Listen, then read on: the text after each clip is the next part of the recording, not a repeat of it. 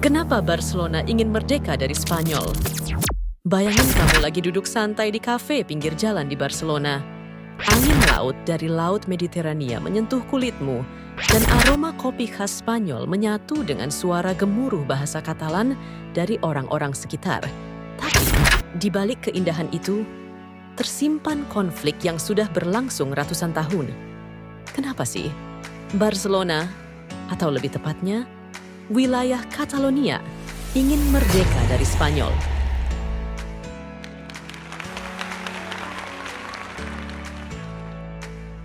Hari ini, kita akan menyelami sejarah, politik, ekonomi, dan identitas budaya yang bikin wilayah ini terus-menerus berteriak.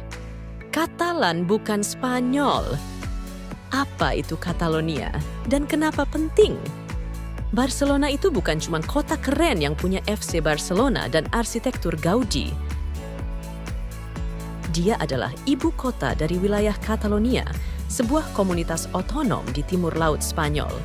Catalonia punya bahasa sendiri, bahasa Catalan, punya tradisi dan budaya sendiri, bahkan sistem pemerintahan semi-otonom sendiri. Mereka punya parlemen, polisi regional, dan mengatur banyak urusan domestik tanpa harus izin ke Madrid. Nah, bayangin gini, kamu tinggal di rumah besar, tapi semua keputusan penting tentang apa yang kamu makan, berapa uang saku kamu, dan jam berapa kamu harus tidur. Semuanya ditentukan oleh tetangga sebelah.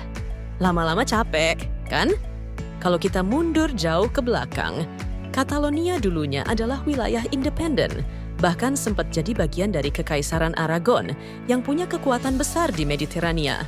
Tapi kemudian, di tahun 1714, Catalonia kalah dalam Perang Suksesi Spanyol. Sejak saat itu, mereka kehilangan otonomi dan kerajaan Spanyol mulai memaksakan budaya dan bahasanya. Bahasa Spanyol alias Castilian. Kalau kamu sekolah di era Franco, kamu dilarang ngomong bahasa Katalan. Bahkan buku atau lagu dalam bahasa itu bisa disita. Bayangin, kamu dilarang ngomong bahasa ibu kamu sendiri di negara kamu sendiri. Bagaimana rasanya? Catalonia kaya, tapi kok nggak puas? Nah, ini dia yang sering bikin orang bilang, mereka itu cuma pengen merdeka karena soal duit. Faktanya, Catalonia adalah salah satu wilayah terkaya di Spanyol. Ekonominya kuat, punya industri besar, dan jadi pusat pariwisata.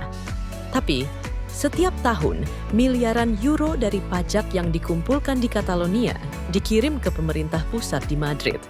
Dan sebagian warga merasa, ini nggak adil. Bahasa Katalan bukan cuma soal komunikasi, tapi soal identitas. Di Catalonia, anak-anak sekolah belajar pakai bahasa Katalan. Banyak film, buku, dan media lokal pakai bahasa itu juga. Mereka bahkan punya hari nasional sendiri. Diada Nasional de Catalunya. Setiap tahun, tanggal 11 September, warga Catalonia turun ke jalan. Tapi bukan untuk nonton konser ya. Mereka memperingati jatuhnya Barcelona di tahun 1714 dan tuntut kemerdekaan. Tahun 2017 jadi titik panas. Pemerintah regional Catalonia mengadakan referendum, sebuah pemungutan suara untuk menentukan apakah rakyat ingin merdeka dari Spanyol atau tidak. Tapi pemerintah pusat di Madrid menganggap itu ilegal dan reaksinya keras. Polisi nasional dikerahkan, TPS digerebek. Reaksinya bikin dunia kaget. Di sisi lain, pemerintah Spanyol tetap kukuh, kami melindungi konstitusi. Meski 90% dari suara memilih ya untuk merdeka, voter turnout-nya cuma sekitar 43%. Banyak warga yang menolak ikut karena takut atau merasa pemungutan suara itu nggak sah. Setelahnya, pemimpin Catalonia, Carles Puigdemont, kabur ke Belgia untuk menghindari hukuman. Sampai hari ini dia masih dalam pengasingan. Apakah semua orang Catalonia mau merdeka? Eits, tunggu dulu. Nggak semua orang Catalonia mendukung kemerdekaan. Ini bukan cerita hitam putih. Ada juga warga yang merasa mereka lebih baik tetap di Spanyol, terutama dari sisi ekonomi dan kestabilan politik. Mereka khawatir kalau merdeka, Catalonia bisa dikeluarkan dari Uni Eropa. dan itu bisa memukul keras perekonomian mereka. Jadi, masyarakat Catalonia sendiri terbelah. Ada yang sangat pro kemerdekaan, ada juga yang merasa, ngapain sih ribut-ribut, kita baik-baik aja kok di Spanyol.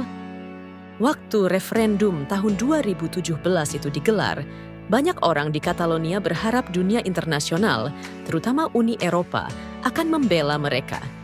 Tapi, kenyataannya nggak semanis harapan. Uni Eropa bersikap netral. Mereka bilang, ini urusan internal Spanyol. Kenapa? Karena mereka nggak mau ada domino efek. Kalau Catalonia bisa merdeka, bisa-bisa wilayah lain di Eropa mulai minta hal yang sama. Skotlandia, Flandria di Belgia, atau bahkan Bavaria di Jerman. Uni Eropa takut benua itu jadi terlalu terpecah. Apa yang terjadi sekarang? Setelah kekacauan 2017, gerakan kemerdekaan masih hidup, tapi lebih kalem. Pemerintah Spanyol dan Catalonia sempat duduk bareng untuk dialog, tapi hasilnya belum konkret. Sebagian pemimpin separatis dipenjara, tapi beberapa kemudian mendapat amnesti. Sementara itu, masyarakat tetap terbelah. Demonstrasi masih sering terjadi, tapi dengan tensi yang lebih rendah. FC Barcelona, simbol kuat identitas Catalonia, bahkan sempat menyuarakan dukungan terhadap hak rakyat untuk menentukan nasib sendiri. Tapi mereka juga tahu, terlalu keras bersikap bisa membahayakan eksistensi mereka di La Liga. Jadi, apakah Catalonia akan merdeka?